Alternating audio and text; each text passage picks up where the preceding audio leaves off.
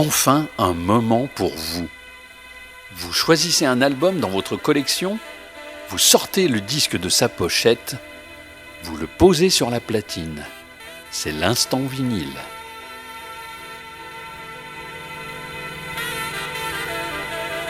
Sur Blues Café Radio, avec Christian Biral.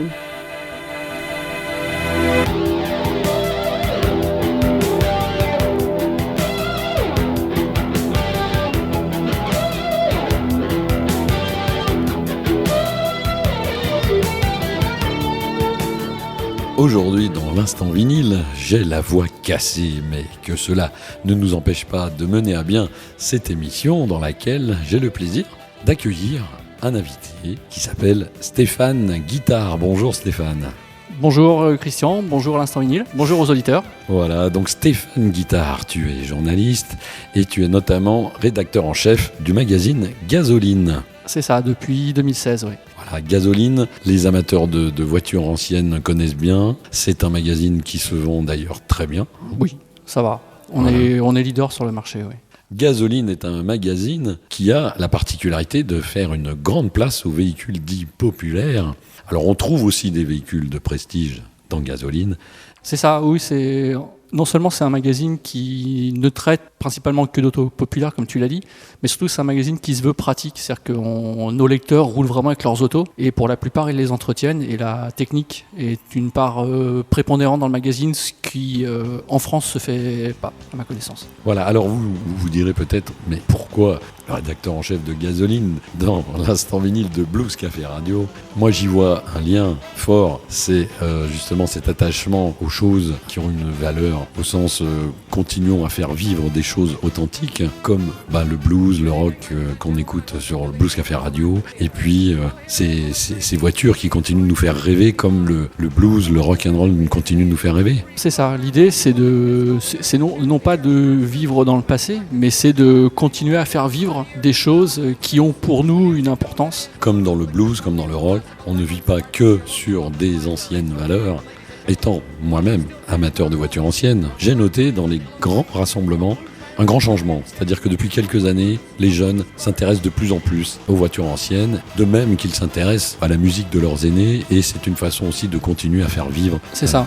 Voilà, aujourd'hui tu es venu avec un vinyle sous le bras. Je suis venu avec un vinyle sous le bras, je suis venu avec le troisième et dernier album des Blues Brothers qui s'appelle Made in America, qui est un live qui a été enregistré, je pense, à la fin de 1980, donc après le film, mais pas longtemps après la sortie du film. J'aime beaucoup les lives sur ce genre de musique un peu péchue, je trouve que ça donne une dimension qui est incomparable à un enregistrement studio. Alors on écoute un premier titre.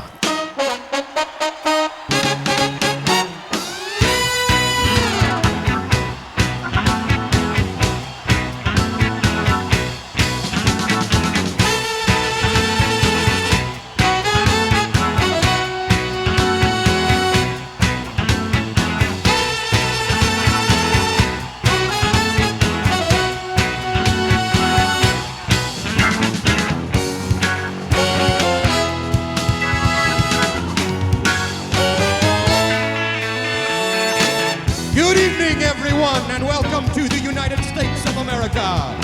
And indeed, we have congregated here at this time to celebrate a most treasured wellspring of contemporary music. It is the sound which historians in the far future might catalog under 20th century pre-light emitting diode euphoric. But today the sound lives, and tonight assembled exclusively for your entertainment pleasure from the music capitals of this continent. This is the hard-working all-star show band of Joliet Jake and Elwood Blues. Ladies and gentlemen, these are the Blues Brothers.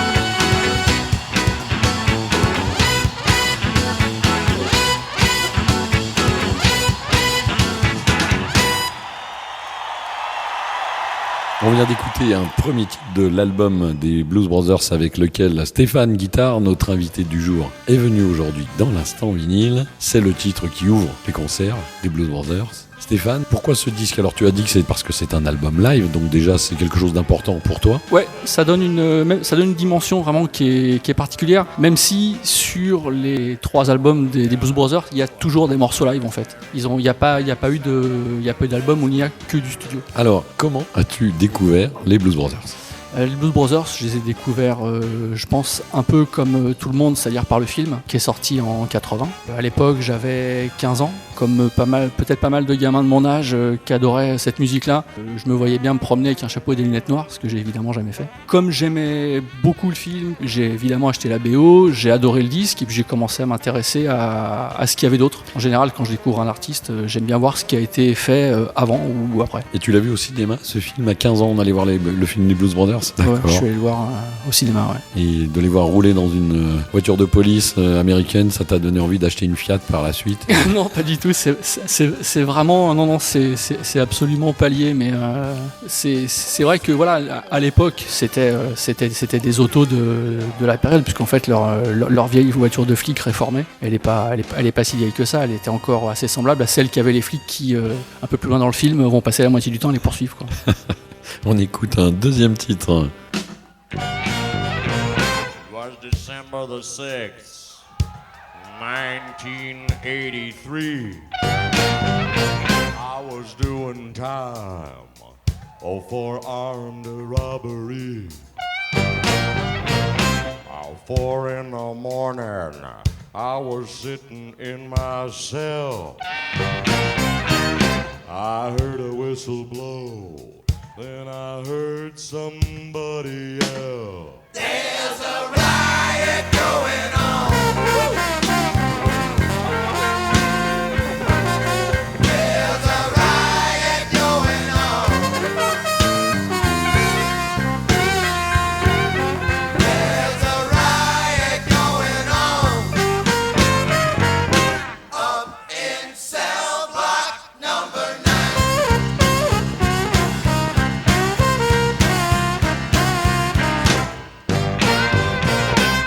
Warden said, "Come out with your hands up in the air.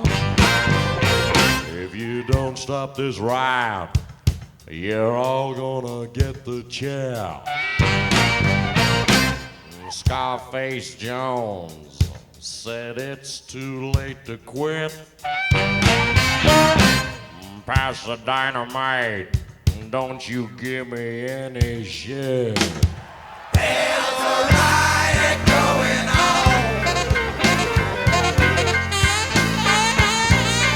There's a riot going on. There's a riot going on. Up in cell block number 9.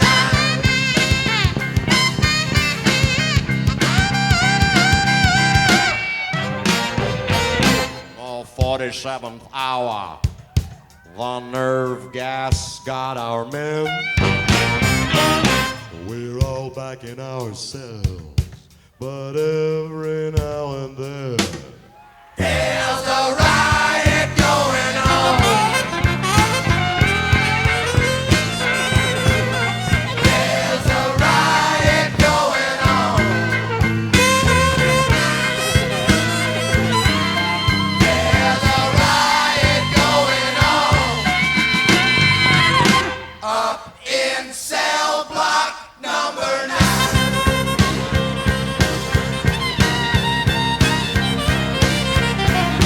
Up in cell block number 9.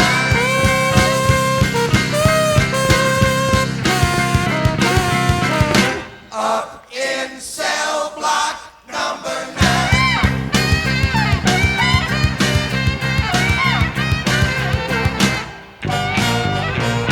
Everybody get ripped. We'll be back. C'est l'instant vinyle sur Blues Café Radio avec Christian Biral. Nous sommes dans l'instant vinyle avec Stéphane Guitare. On écoute l'album live des Blues Brothers. Tu disais que après avoir découvert cet album live, tu as eu envie de découvrir la carrière des Blues Brothers, leur œuvre musicale. Oui, qui est très brève, parce que en me renseignant un peu, en regardant, on s'aperçoit que les Blues Brothers, au début, ça commence sur une farce en fait. Ça commence, je crois, en 76, dans la célèbre émission de NBC, le Saturday Night Live. Si je dis pas de bêtises, Bellucci et Aykroyd, les premières apparitions, ils les ont faites déguisés en abeilles. Ah bon?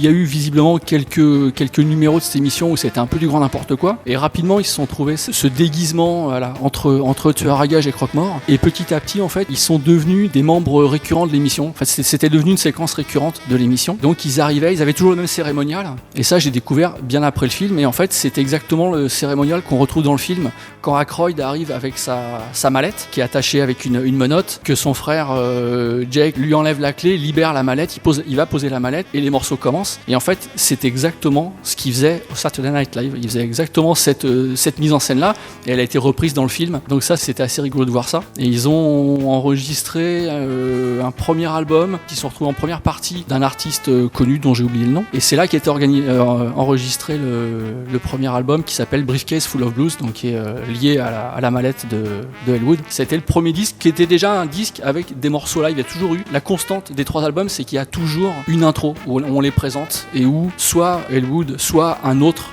gars présente les Blues Brothers, remercie les gens, dit où est enregistré le morceau. Et dans le film, on retrouve ça quand ils font leur fameux concert où il y a toute la police qui les attend à la sortie. On écoute un autre titre. Merci Stéphane.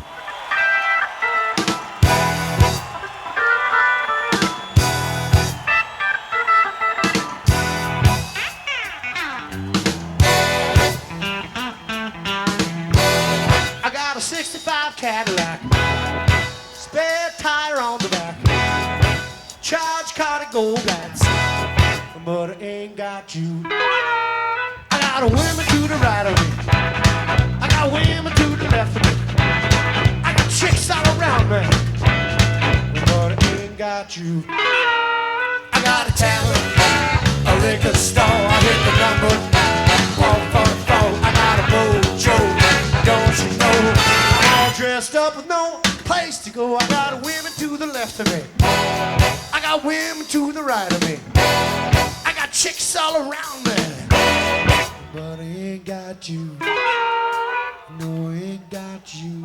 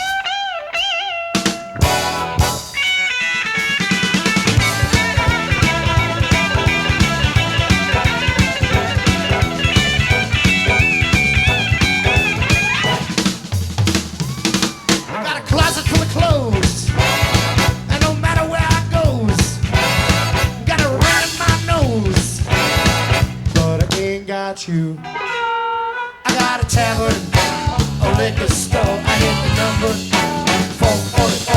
I got a mojo, don't you know? I'm all dressed up with no place to go. I got a pocket full of crumple bills, I got a stomach full of different pills, I got Fanny Fox and Wilbur Mills, but I ain't got you. No, I ain't got you. No, I ain't got you. No, I ain't got you. Nous venons d'écouter les Blues Brothers live avec Stéphane Guitare qui nous apprend des tas de choses. Moi j'ignorais tout ce que tu nous as raconté juste avant. Moi, tout ce que je sais, c'est qu'ils s'étaient entourés de musiciens extraordinaires, exceptionnels. Oui, ils sont entourés de gens absolument fabuleux. Le casting du film, c'est tout ce qui pouvait exister de mieux dans le blues de cette époque-là. On regarde le truc, on se dit mais c'est pas. Aujourd'hui, on n'imaginerait même pas refaire ça. Enfin, alors dans le film, ils ont d'autres chanteurs et chanteuses. Mais surtout, les musiciens qui les accompagnent, les Lou Marini, les gars comme ça. Steve Cropper, légende également. Ouais, sont des gens qui les ont suivis depuis le début. Ces gens-là étaient présents sur les vidéos qu'on trouve du Saturday Night Live. Ils sont là, c'est les mêmes. C'est les mêmes. Ils ont fait leur carrière. Alors, leur carrière a été courte parce qu'elle a duré. En tout, si on accepte les débuts, ça a dû durer 3 ans, quoi. Mais et après, c'est quoi ? C'est la mort de John Belushi, c'est ça ? Oui, après, je pense qu'ils ont refait des concerts, et puis après, effectivement, John Belushi, qui était un cocaïnomane notoire, c'est parti en live, et puis il est mort en mars 82, je crois. Ce qui a mis fin, de fait, au groupe. On écoute à nouveau un titre des Blues Brothers.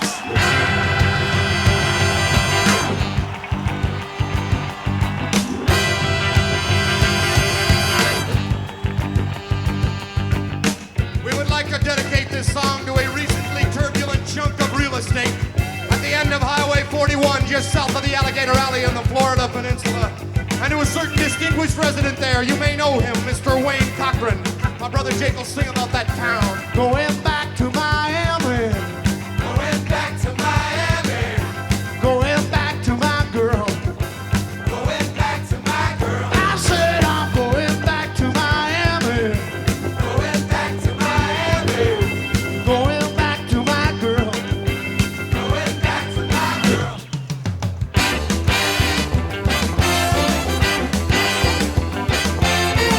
Get back to my baby, take her in my arms again. I've got to get back to my baby. I ain't seen her since I don't know when. Got to get back down to Florida, lay out in the morning sun. Got to get back to Miami, have a whole lot of fun. Going back to Miami, going back to Miami, going back to my girl. Come on.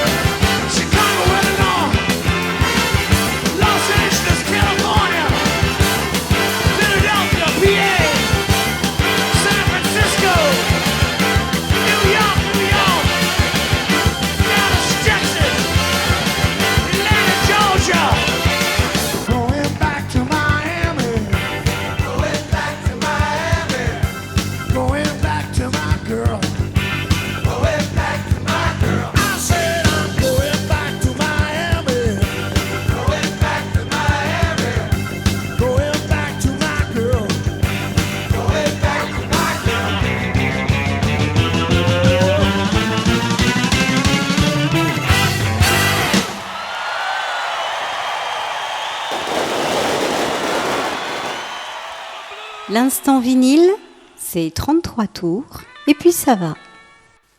C'était les Blues Brothers dans l'instant vinyle. J'ai la voix cassée, c'est terrible. Je me souviens, c'est un film tellement marquant mais tellement plaisant à regarder que je l'ai vu plein de fois, comme beaucoup de gens. Je me souviens très bien de la scène où l'un des deux, je sais plus, enclenche une cassette dans la voiture.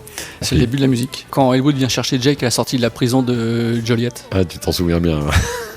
Ouais, c'est un film énorme. Maintenant, est-ce que tu écoutes encore les Blues Brothers ?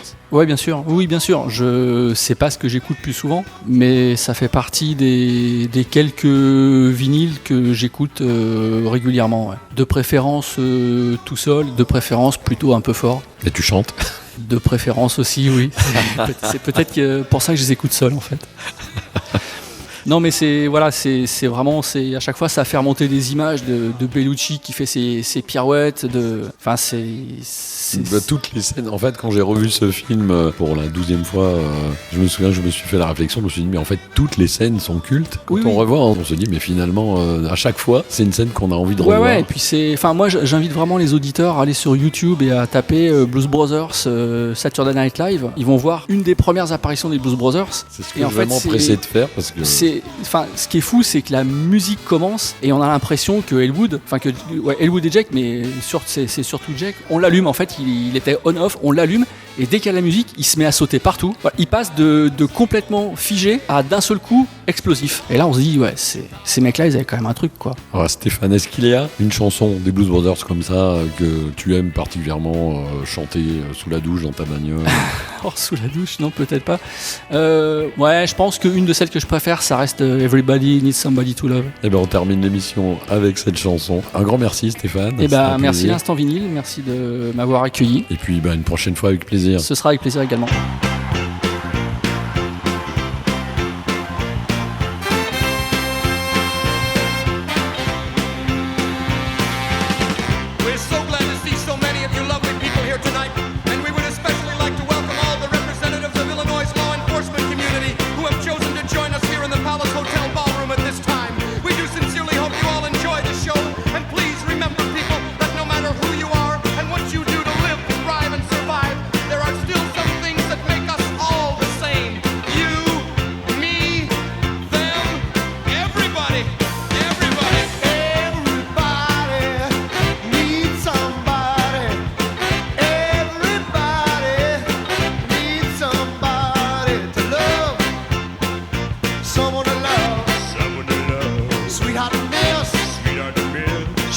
Yeah.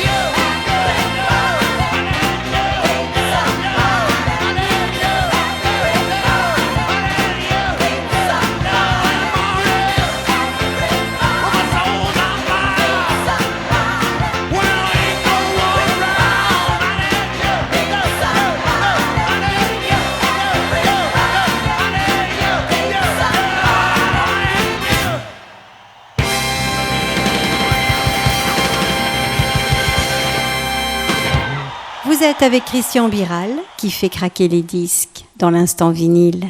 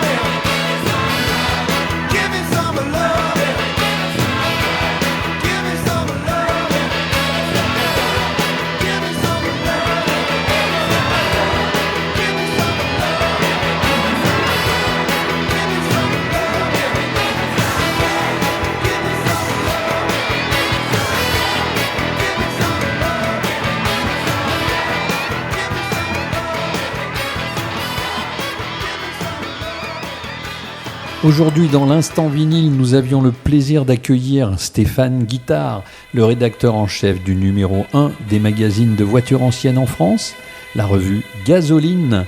Il nous a parlé des Blues Brothers et nous avons écouté I Can't Turn You Loose, suivi de Soulfinger, Riot in Cell Block No. 9, Ain't Got You, Going Back to Miami, Everybody Needs Somebody to Love et Gimme Some Lovin'.